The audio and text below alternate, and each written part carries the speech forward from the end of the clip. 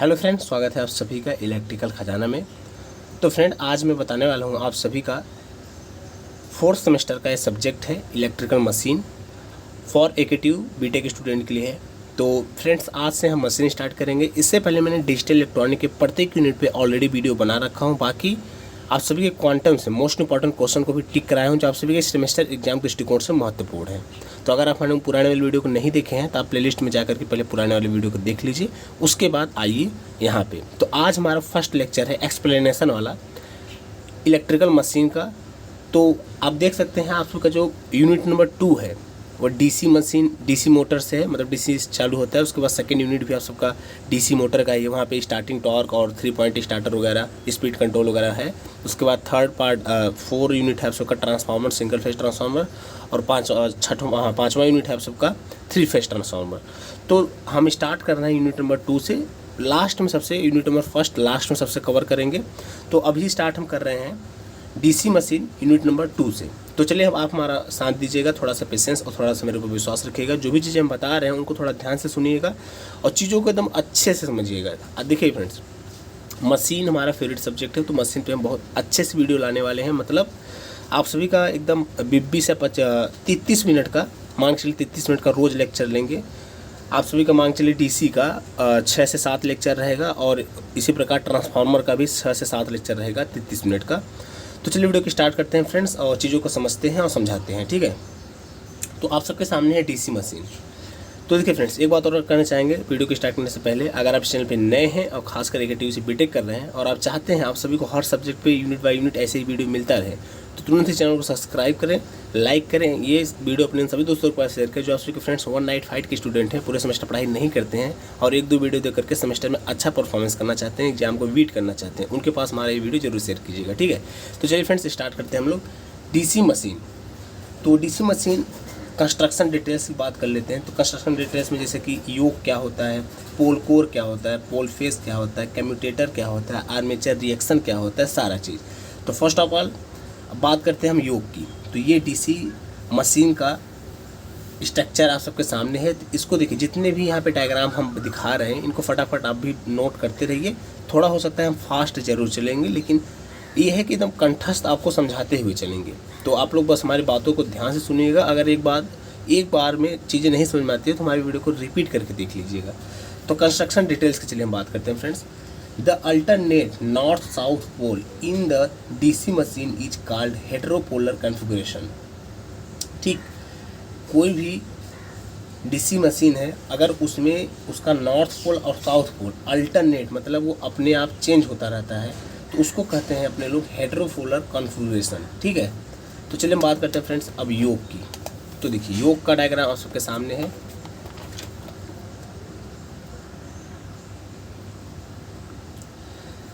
तो योक ये है आप सबके पोल, ये है पोल कोर, ये है पोल फेस, और ये जो ऊपर वाला दिख रहा है ये है आप सबका योक। तो material of yoke in small machine, cast iron, and in large machine fabricated steel या फिर कास्ट स्टील।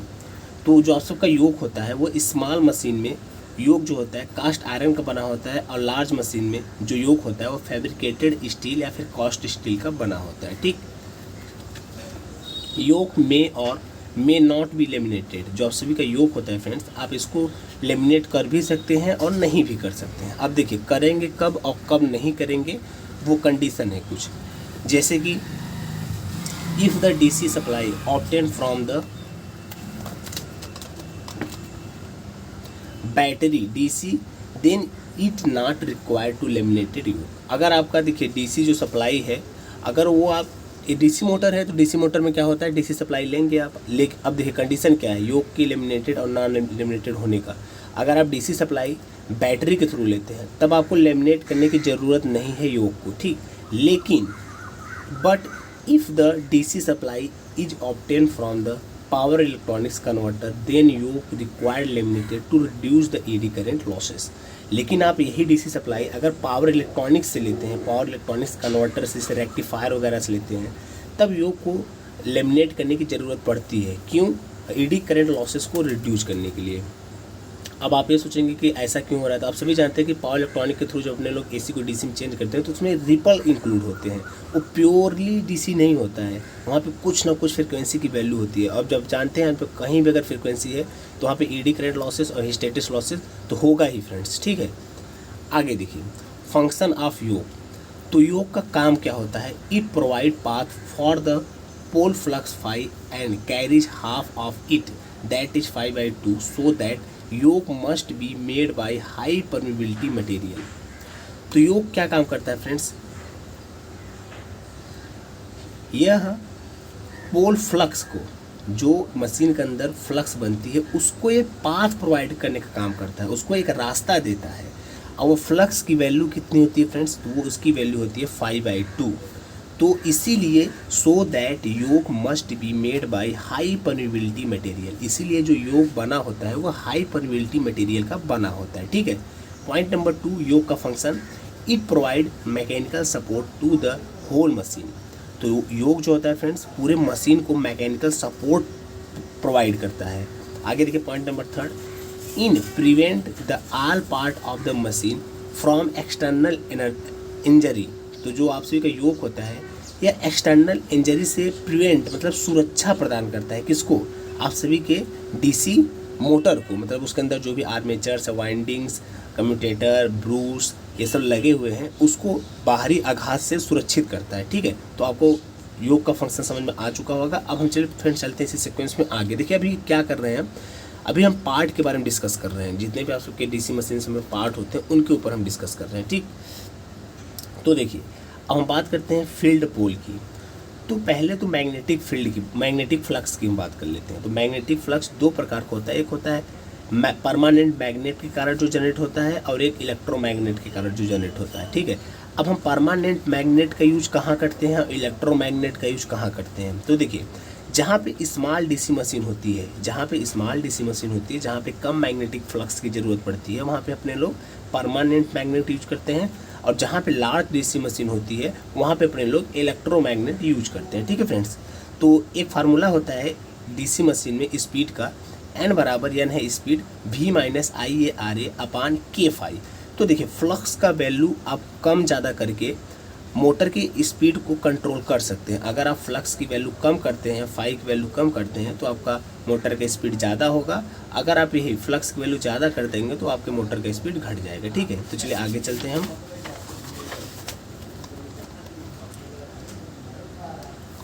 फील्ड पोल यह दो भागों से मिलकर बना होता है। जो आप सबका फील्ड पोल होता है फ्रेंड्स यह दो भागों से मिलकर बना होता है। एक होता है फ्रेंड्स पोल कोर और एक होता है पोल शू। तो देखिए ये है पूरा आप सबका फील्ड पोल, ठीक है, ये है पूरा फील्ड पोल। और इसमें जो बाहरी वाला आउटर वाला ये भाग है इसको कहते हैं पोल फेस, और ये जो अंदर इनर वाला भाग है इसको कहते हैं पोल कोर, ठीक। अब फील्ड पोल देखिए क्या होता है फ्रेंड्स, फील्ड पोल आपके पोल कोर और पोल शू से मिलकर बना होता है, जस्ट अभी हम यही बताएं। पोल कोर जो होता है देखिए इसको तो पोल फेस बोलेंगे, इधर वाले पार्ट को इसको क्या बोलेंगे पोल फेस, और इसको क्या बोलेंगे यहाँ तक लेकर के पोल कोर। तो देखिए फ्रेंड्स पोल कोर का भी यही फंडा है जो योग का था, मतलब पोल कोर मे और may not be laminated. Pole core आपका लेमिनेटेड भी हो सकता है और नहीं भी हो सकता है, ठीक। Pole core pole shoe is always made laminated to reduce the eddy current losses.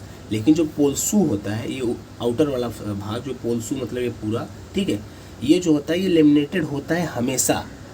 क्यों होता है, ईडी करंट लॉस को कम करने के लिए, ठीक। आगे देखिए in pole shoe there is eddy current loss reduce due to the armature flux cut by the pole shoe. Due to this there is an induced EMF in pole shoe as well as ED current at pole shoe which will create ED current loss in the pole shoe। तो यहाँ पे ये कह रहा है कि जो आप सबका पोल शू होता है वह मशीन के बीचों बीच स्थित होता है, और आप सभी जानते हैं डीसी मोटर में फ्लक्स जब जनरेट होगा तो वो रोटेट करेगा तो वो फ्लक्स को कट करेगा। कौन, पोल शू जब फ्लक्स को कट करेगा फ्रेंड्स तो वहाँ पे एक इंड्यूस EMF होगा। इंड्यूस EMF होगा तो उसकी वजह से एक करंट, लीकेज करंट फ्लो करेगी। अब वह जो लीकेज करंट फ्लो करेगी उसी कारण आप सभी का वहाँ पे पोल कोर पर ईडी करंट लॉसेस होने लगेगा। तो ये तो अच्छी बात तो है नहीं कि ईडी करंट लॉसेस हो रहा है, तो हमें क्या करना है कि ईडी करंट लॉसेस को नहीं होने देना है। तो यहाँ पे देखिए उसके लिए हम क्या करेंगे, प्योर डीसी या फिर जो हम डीसी प्राप्त कर रहे हैं वो बैटरी के थ्रू प्राप्त करेंगे, तब आप सबका बिल्कुल भी ईडी करंट लॉसेस नहीं होगा। ठीक, तो यहाँ पर आगे देखिए, इफ़ प्योर डीसी और battery DC is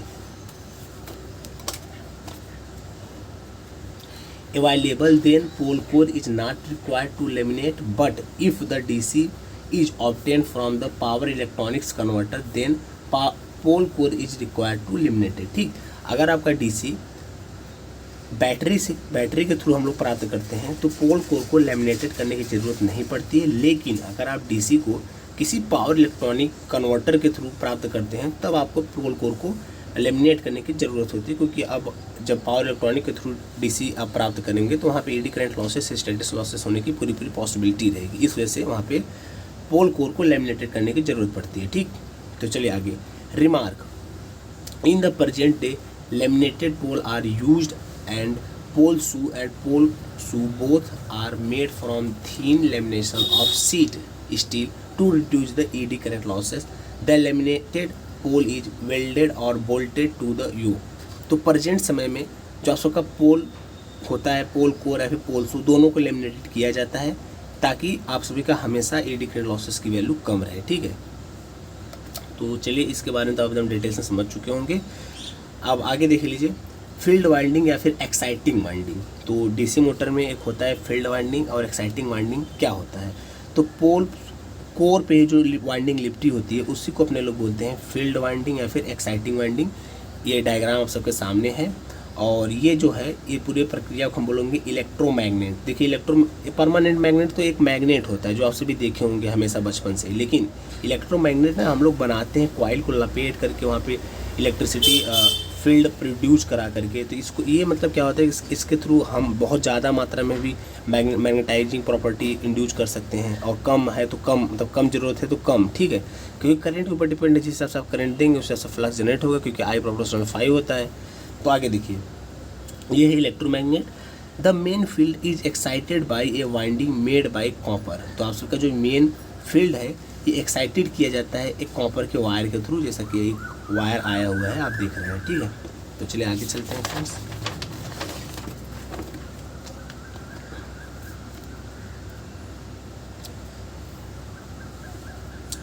the number of turn off the field winding exciting winding depend on the type of machine. तो ये नंबर ऑफ टर्न, जो फील्ड वाइंडिंग का नंबर ऑफ टर्न है, ये इस पर डिपेंड करता है कि आपका मशीन किस टाइप का है। ठीक है, मतलब आपका हाई रेटिंग का मशीन है, लो रेटिंग मशीन है, डीसी शंट है कि डीसी कम्युलेटिव है, मतलब किस टाइप का है ये उस पर डिपेंड करता है इसका नंबर ऑफ टर्न। ठीक, DC shunt motor the field winding is connected across the armature and shunt field winding having large number of turn with thin wire so that its resistance is very wide. तो देखिए,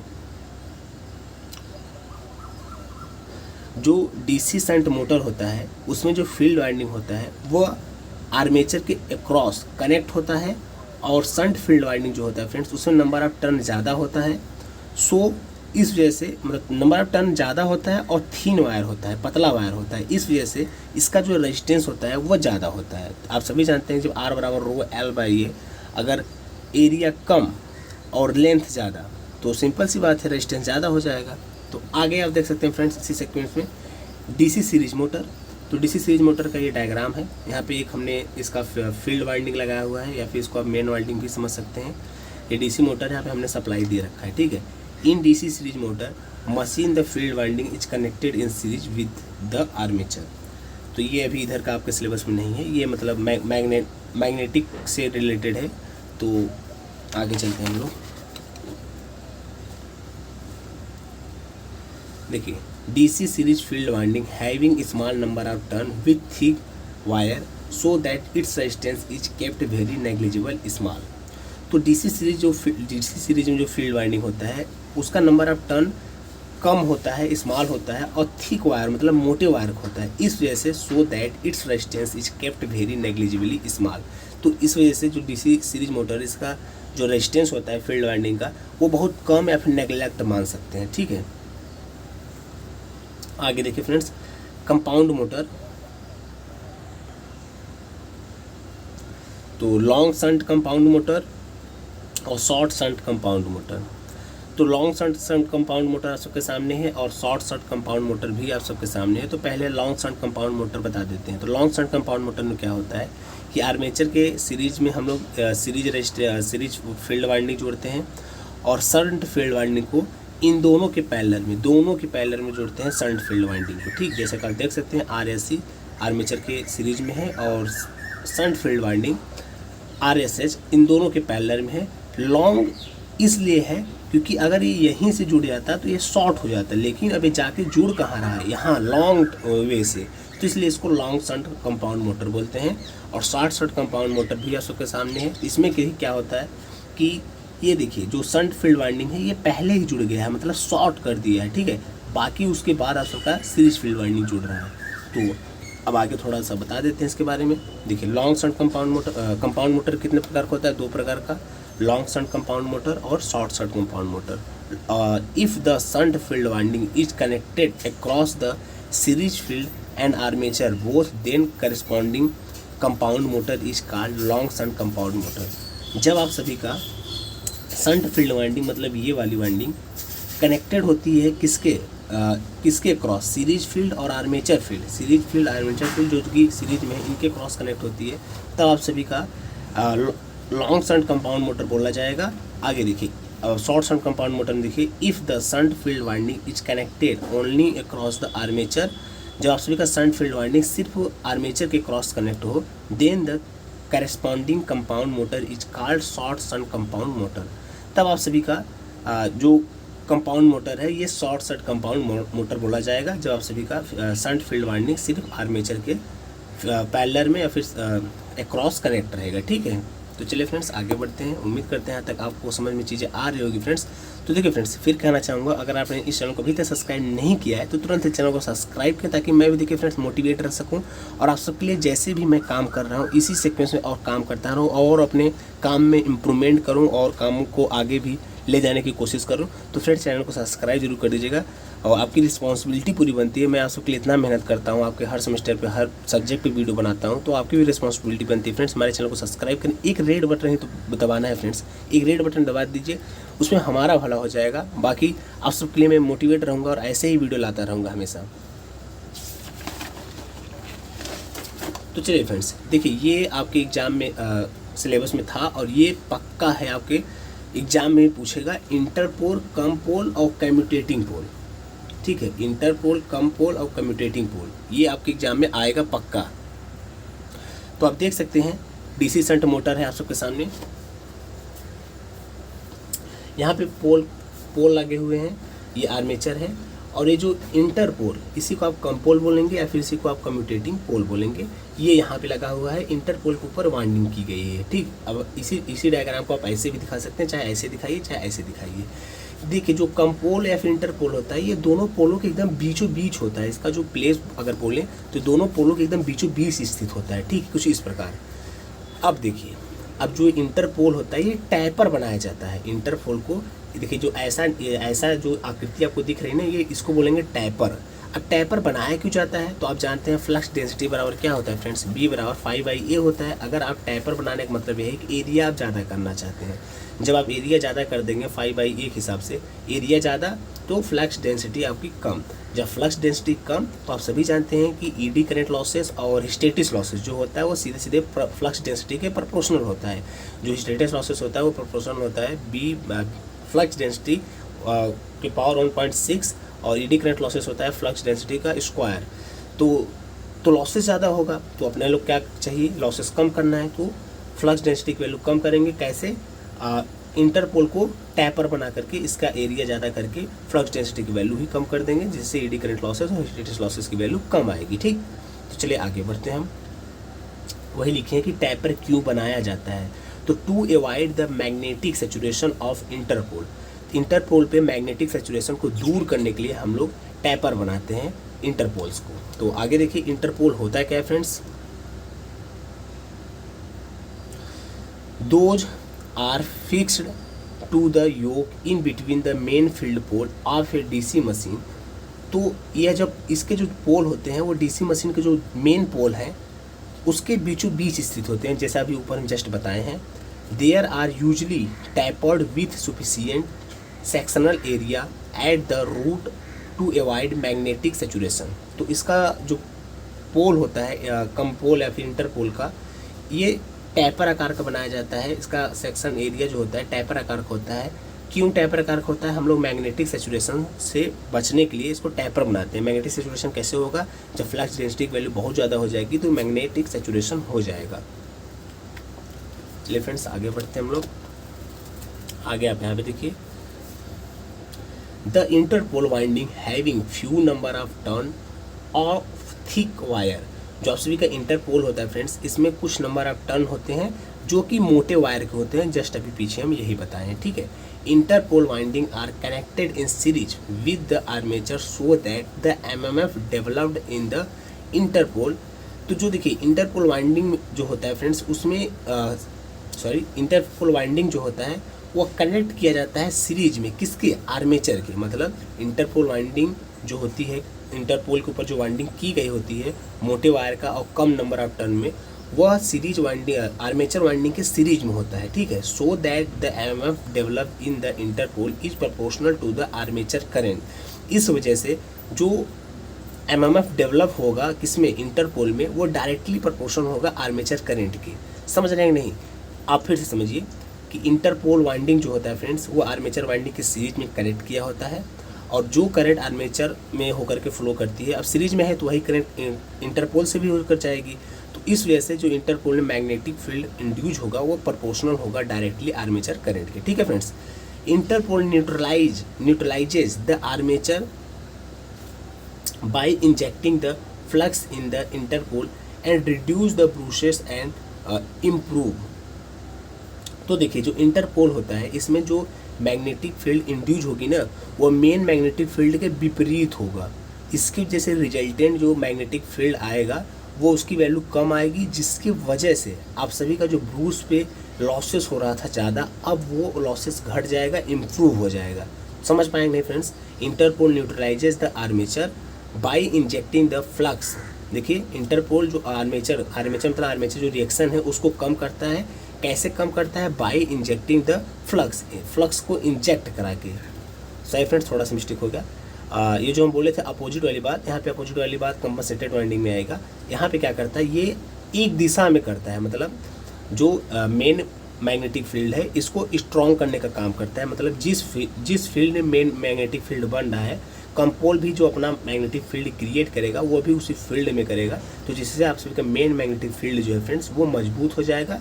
इसके वजह से देखिए injecting the flux in the interpole and reduce the brushes and improve.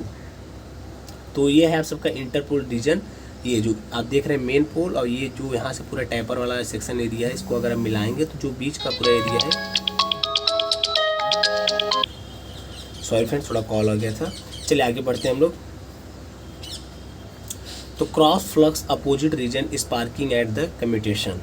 तो बात करते हैं फ्रेंड्स हम लोग कंपनसेटिंग वाइंडिंग का। तो देखिए कंपनसेटिंग वाइंडिंग क्या होता है? ये डीसी मोटर में जो पोल फेस होता है उस पर लगाया जाता है कंपनसेटिंग वाइंडिंग।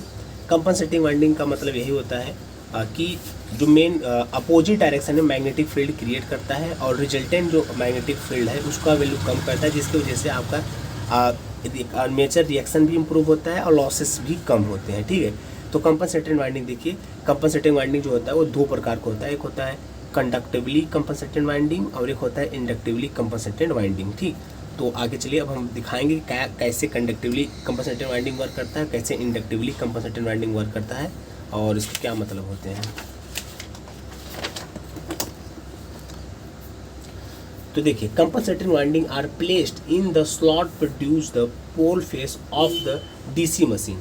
तो कंपनसेटिंग वाइंडिंग जो होता है वो डीसी मशीन के पोल फेस के बीचों बीच स्थापित किया जाता है, फिर बोले तो रखा जाता है।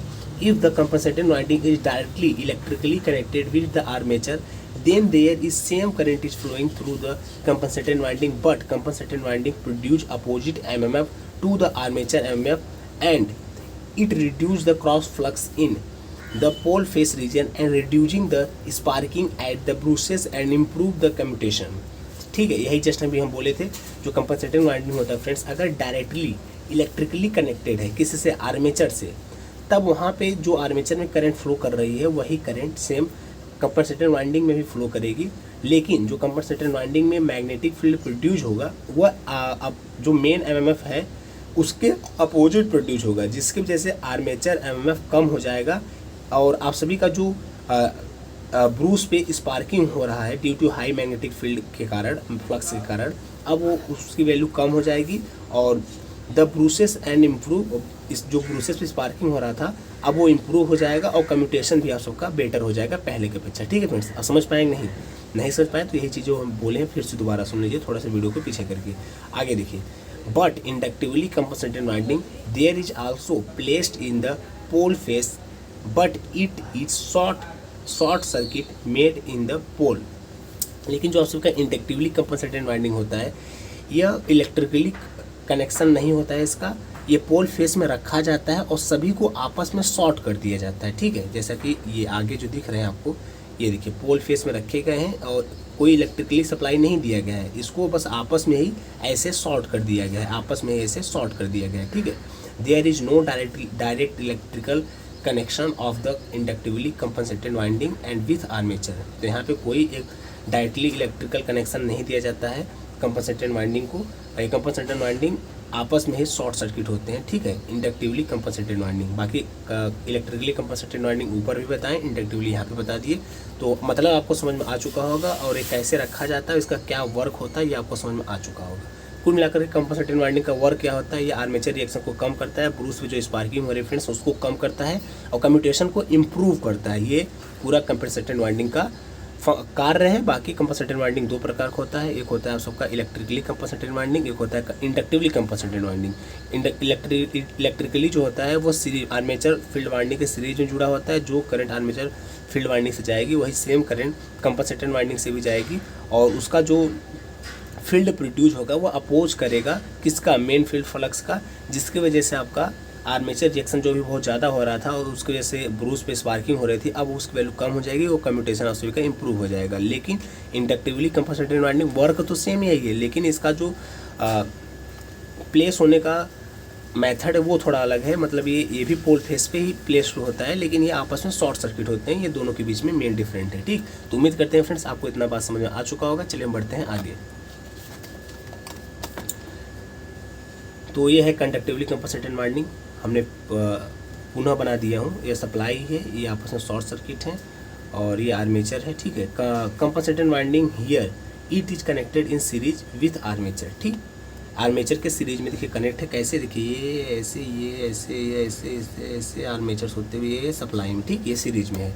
तो आप इसी चीज़ को आप ऐसे भी समझ सकते हैं कि ये आपका मतलब ये जो है ये कंपनसेटेड वाइंडिंग हम बाहर निकाल दिए हैं, कंपनसेटेड वाइंडिंग ऐसे गया, ऐसे आर्मेचर्स होते हुए ये हुआ है, मतलब सीरीज में है। ठीक है, तो कंडक्टिवली कंपनसेटेड वाइंडिंग ये रहा। और अब चलिए बात करते हैं फ्रेंड्स नेक्स्ट पार्ट पर। ये पार्ट है आप सबका आर्मेचर कोर। तो देखिए armature core is made by laminated silicon steel. Armature core जो होता है फ्रेंड्स आप सभी का सिलिकॉन स्टील से लेमिनेटेड बनाया जाता है। The thickness of lamination is made between 0.35 mm to 0.5 mm। जो लेमिनेशन की मोटाई होती है वो होती है 0.35 mm से 0.5 mm। The lamination is done to reduce the eddy current losses. जो आप सभी का लेमिनेशन होता है वो क्यों किया जाता है, ईडी करंट लॉसेस को कम करने के लिए किया जाता है। ठीक है, क्या क्या समझें आप, आर्मेचर कोर जो होता है वो लेमिनेटेड होता है सिलिकॉन स्टील से, और जो लेमिनेशन का अगर हम मोटाई बताएं तो 0.35 mm से लेकर के 0.5 mm होता है।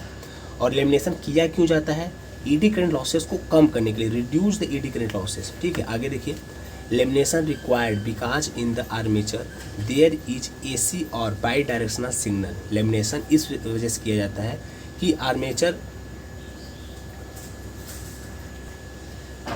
में एसी होता है, एसी कंपोनेंट होता है, जो मतलब आप एसी को बाई डायरेक्शनल सिग्नल्स भी बोल सकते हैं। इसकी वजह से सभी जानते हैं एसी की वजह से हिस्टैटिस लॉसेस और ईडी करंट लॉसेस होते हैं, उसको कम करने के लिए आर्मेचर को लेमिनेट किया जाता है। ठीक, चलिए बढ़ते हैं आगे। Armature core served two purpose. Armature core का जो यूज होता है फ्रेंड्स दो पर्पज के लिए किया जाता है। देखिए housing the armature coil in the slots punched into the armature core और it provide low reluctance path to the magnetic flux 5/2। तो पहला पॉइंट देखिए, आर्मेचर कोर मतलब ये वाला पार्ट, ठीक है, कौन सा, ये वाला पार्ट, ये पूरा पार्ट यहाँ तक का आर्मेचर कोर कहलाता है, हाँ आर्मेचर कोर कहलाता है। बाकी ये आपका पोल फेस कहलाता है, ये आर्मेचर है। तो आर्मेचर कोर की हम बात कर रहे हैं। तो हाउसिंग द आर्मेचर कॉइल, जो आर्मेचर कॉइल होती है इसके ऊपर हाउसिंग मतलब इसके ऊपर रखी जाती है, इसके ऊपर रखी जाती है। देखिए अगर ये कोर ना होता तो आप कॉइल कहाँ लपेटते।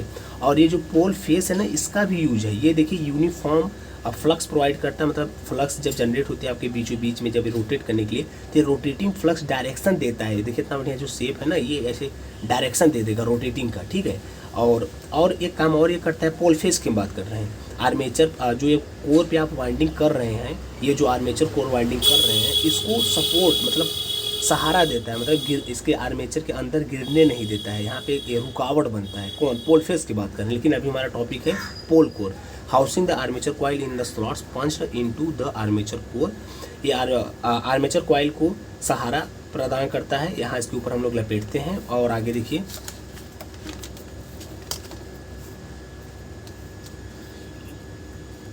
इट प्रोवाइड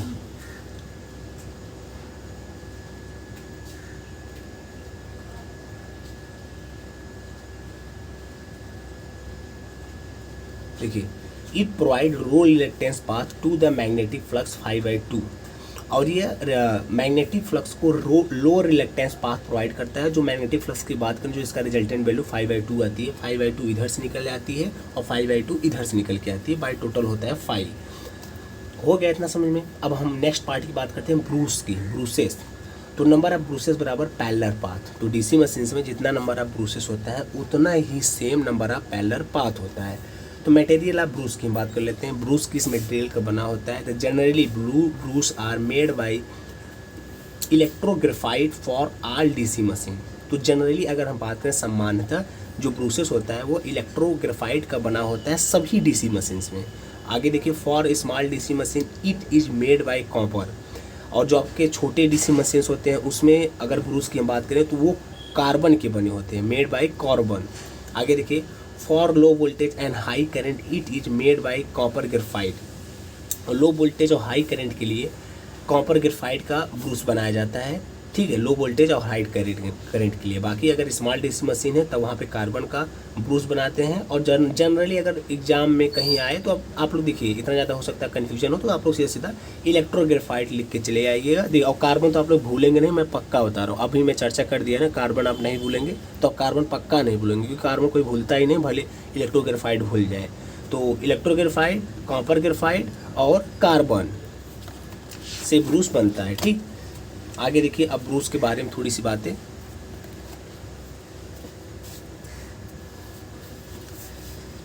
देखिए friends, brush are support by brush holder with spring. तो जो ब्रूस होता है यह ब्रूस होल्डर और स्प्रिंग के सहारे सपोर्ट मतलब प्रदान किया जाता है, ब्रूस को स्टैंड किया जाता है। Brush are stationary sliding contact placed on the commutator through brush holder with spring with adjustment tension with offer good mechanical condition with the rotating commutation. तो ब्रूस का काम क्या होता है? यह स्टेशनरी रहता है, ब्रूस तो स्टेशनरी रहता है और स्लाइडिंग कंटैक्ट इसमें होते हैं। और ये काम क्या करता है, आर्मेचर के ऊपर अपना एक मैकेनिकल स्ट्रेस लगाता है और उससे कंटैक्ट किया रहता है। देखिए, brush provide electrical connection between rotating commutator and stationary load. तो ब्रूस का काम बस यही होता है कि जो कम्यूटेटर रोटेट कर रहा है डीसी मशीन्स में और आपका जो एक्सटर्नल लोड है, उनके दोनों के बीच में कनेक्शन कराने का काम करता है। जैसे कि कोई ये ब्रूस कम्यूटेटर कभी ये नाच रहा है, ठीक है, अब कोई ऐसा चीज़ है कि इस पर इसको संपर्क कराए, मतलब छुए रहे, कोई ऐसा मैकेनिकल स्ट्रेस हो, इस पर स्प्रिंग लगा करके इसको टच कराए रहते हैं, ताकि इसे कम्यूटेटर ये नाचता रहे और इलेक्ट्रिसिटी जो है वो कंटिन्यू बनी रहे लोड को, ठीक है। अगर यहाँ पे हम लोग कुछ लगाते हैं ना, नॉर्मली जाकर के वायर ऐसे इसके ऊपर रख देते, उठा के फेंक ना देता वायर, वैसे कोई भी चीज़ रहेगा ऐसे रखो, वायर नाचेगा, उठा के फेंक नहीं देगा। तो इस वजह से हम लोग ब्रूस लगाते हैं और ये इसका संपर्क बनाए रखता है। यहाँ पे स्प्रिंग लगे रहते हैं और ये कांटेक्ट हमेशा कंटिन्यू रहता है और लोड को सप्लाई कंटिन्यू मिलती रहती है, ठीक। तो उम्मीद करते हैं फ्रेंड्स इतना आपको समझ में आ चुका होगा। तो आगे देखिए,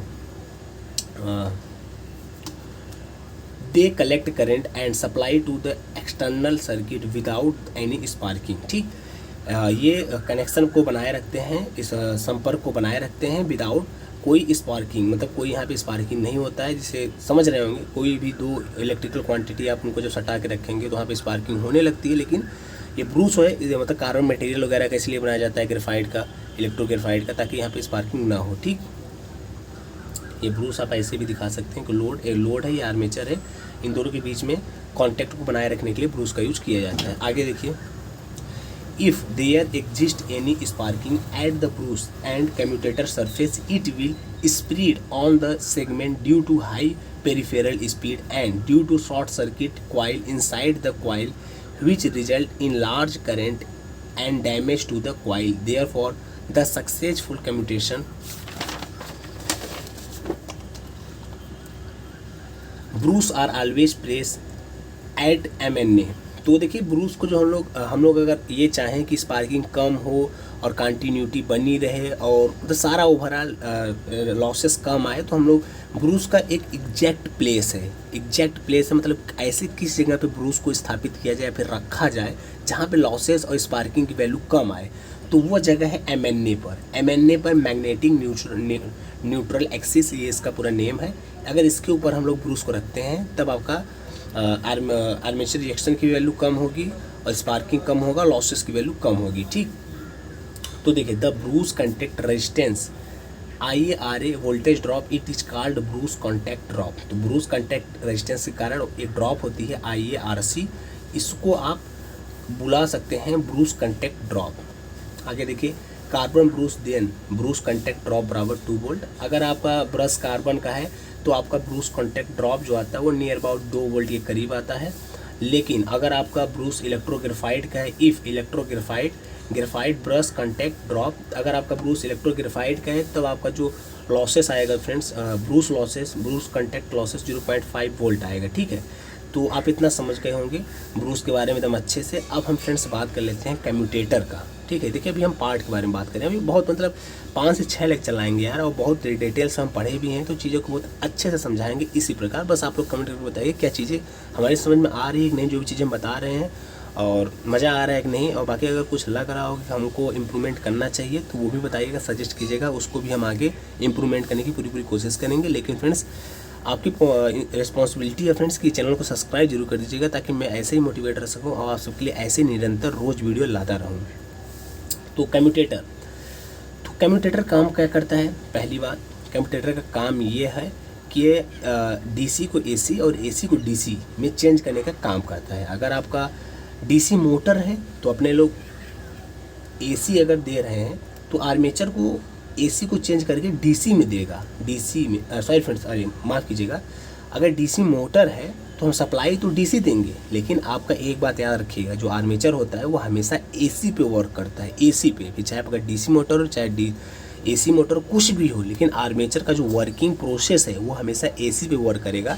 तो कम्यूटेटर यही काम करता है। अगर आपका DC मोटर है तो मोटर करता क्या है, इलेक्ट्रिकल पावर को मैकेनिकल पावर में चेंज करता है, तो आप उसको इलेक्ट्रिसिटी देंगे, और इलेक्ट्रिसिटी क्या देंगे, DC सप्लाई देंगे। तो अब कम्यूटेटर करेगा क्या, इसमें DC सप्लाई को ना AC में चेंज करेगा, क्योंकि आर्मेचर जो होता है आपका AC पे वर्क करता है। ठीक, तो चलिए कम्यूटेटर, तो पोल शू का फंक्शन क्या है? कम्यूटेटर से पहले थोड़ा सा पोल शू, मतलब ये बाहर वाले जब भी हम पीछे बताए थे पोल शू का, ठीक है, तो वही है कि पोल शू का काम क्या है, to spread the main field in the air gap. तो मेन फील्ड एयर गैप जो है, जो ब्रूश और आर्मेचर के बीच में जो एयर गैप होता है, और हम लोग यहाँ पे इलेक्ट्रोमैग्नेट मेन फील्ड वाइंडिंग होती है, सप्लाई देंगे तो main field winding flux produce होगा।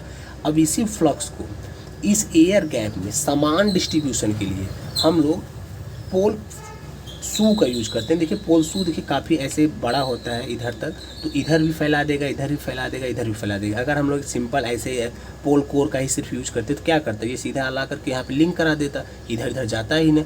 तो असमान डिस्ट्रीब्यूशन के कारण अब लॉसेस वगैरह बहुत ज़्यादा होता है, स्पार्किंग बहुत ज़्यादा होता। तो यहाँ पे पोल शू को बस इसलिए यूज करते हैं कि जो मेन फील्ड वाइंडिंग के कारण फ्लक्स प्रोड्यूस हो रहा है उसका डिस्ट्रीब्यूशन एयर गैप में, एयर गैप मतलब ये जो रोटर है मतलब आर्मेचर और आपका जो स्टेशनरी फील्ड है इसके बीच का जो गैप है उसके बीच में रोटेटिंग मैग्नेटिक फ्लक्स को समान डिस्ट्रीब्यूट कर देना, ठीक है। To spread the main flux in the air gap, poles to provide support to the main field winding otherwise. और पोल्स टू जो होता है, एक तो काम हो गया कि फ्लक्स को समान डिस्ट्रीब्यूट करेगा, और दूसरा काम क्या होता है, मेन फील्ड वाइंडिंग, मतलब पहले भी हम ये बोले थे यार, अगर ध्यान दिए होंगे तो आप लोग, इसको सपोर्ट प्रदान करना, ठीक। अगर नहीं होता तो गिर जाता है ये। तो देख लेते हैं। तो चलिए लगभग आज ख़त्म करते हैं, क्योंकि 40 मिनट कहे थे, आधा घंटा हो गया यार, 40 मिनट ध्यान नहीं दिए। चलिए अब जल्दी से थोड़ा सा ख़त्म करते हैं, क्योंकि अब ढेर सारे लेक्चर लाने हैं, लगभग 4 से 5-6 यूनिट, मतलब 5-6 पार्ट हो सकता है डीसी मोटर का, क्योंकि डीसी मोटर का एकदम एक्सप्लेन करेंगे बहुत अच्छे से, एक एक चीज़ों को भी। आपका ये 3 पॉइंट स्टार्टर, स्पीड कंट्रोल्स, अलग अलग डीसी मोटर का कैरेक्टरिस्टिक्स, इक्वेशन, सारा चीज़ एकदम डिटेल्स में, कब डीमैग्नेटाइजिंग क्रॉस मैग्नेटाइजिंग आती है किस लोड पर, अब कब पार्सली क्रॉस मैग्नेटाइजिंग, कब पार्सली डीमैग्नेटाइजिंग, मतलब सारा एकदम डिटेल्स पूरा एकदम चर्चा करेंगे। बस आप लोग चैनल को सब्सक्राइब कर फिर जुड़ जाइए, और ऐसे ही रोज़ एक एक लेक्चर लाएंगे, जिसमें पहले डीसी मोटर को कवर करेंगे, उसके बाद ट्रांसफार्मर, सिंगल फेज, 3 फेज एकदम अच्छे से क्लियर करेंगे, ठीक है।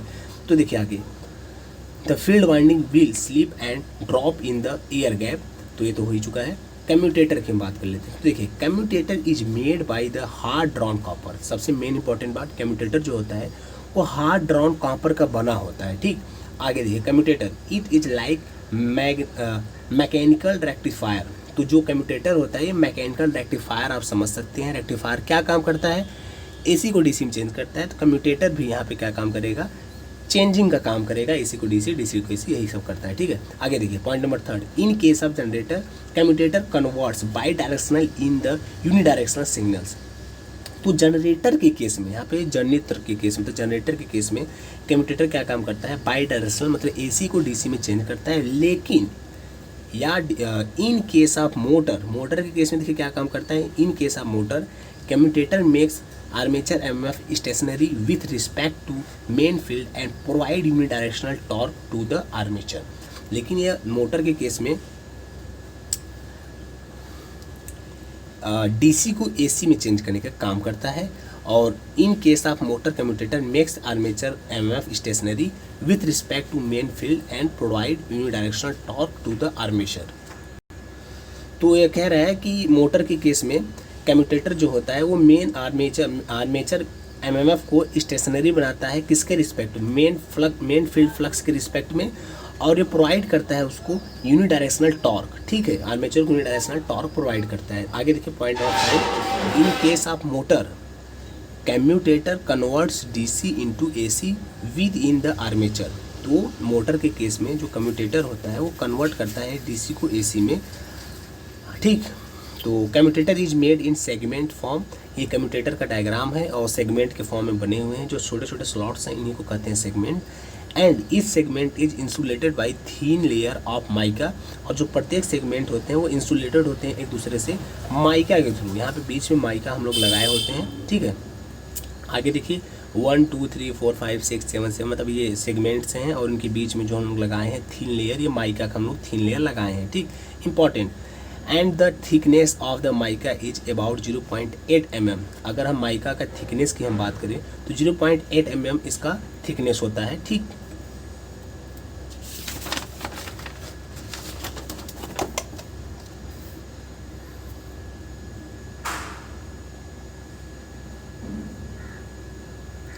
देखिए friends, mica is harder than copper. जो माइका होता है वो कॉपर से ज़्यादा हार्डर होता है।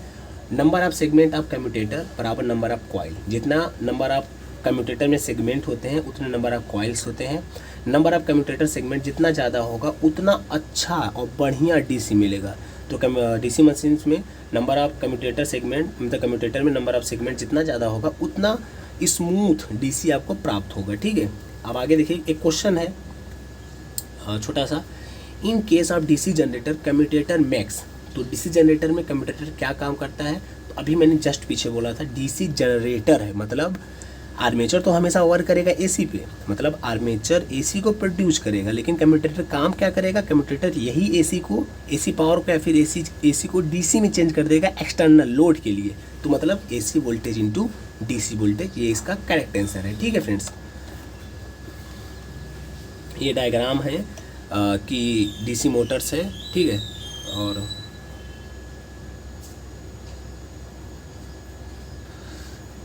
चलिए आगे देखते हैं हम लोग।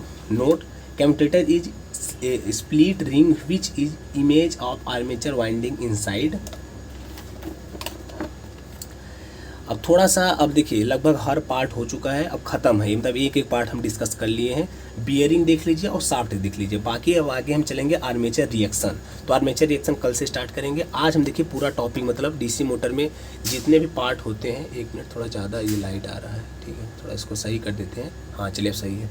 हाँ तो बियरिंग, तो अब देखिए आज के पार्ट में सिर्फ यहाँ तक, बाकी थोड़ा सा भी आर्मेचर रिएक्शन में समझा देंगे, लेकिन आगे कल वाले पार्ट में आर्मेचर रिएक्शन में डिटेल्स में, मतलब क्रॉस मैग्नेटाइजिंग इफेक्ट क्या होता है, डीमैग्नेटाइजिंग इफेक्ट क्या होता है, किस लोड पे आता है, और partially demagnetising partially cross magnetising किस लोड पे आते हैं, क्यों आते हैं, उसके बाद स्पीड कंट्रोल्स, इसके बाद स्टार्टर कैरेक्टरिस्टिक्स, और एक एक मोटर, मतलब series motor, shunt motor, compound motor, separately excited, सभी का एकदम डिटेल्स में चर्चा करेंगे। बस आप लोग का साथ और प्यार चाहिए हमको इसी प्रकार जैसे आज दे रहे हैं आप लोग। तो चैनल को सब्सक्राइब जरूर कर दीजिएगा, वीडियो को लाइक कर दीजिएगा फ्रेंड्स, ठीक है। तो बियरिंग देख लीजिए। For small machine ball bearing is used and for large machine rolling bearing is used.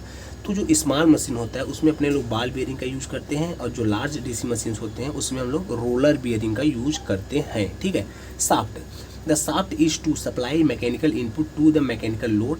तो शाफ्ट का काम क्या होता है, यह सप्लाई करता है मैकेनिकल इनपुट को टू द मैकेनिकल लोड, ठीक है। मैकेनिकल,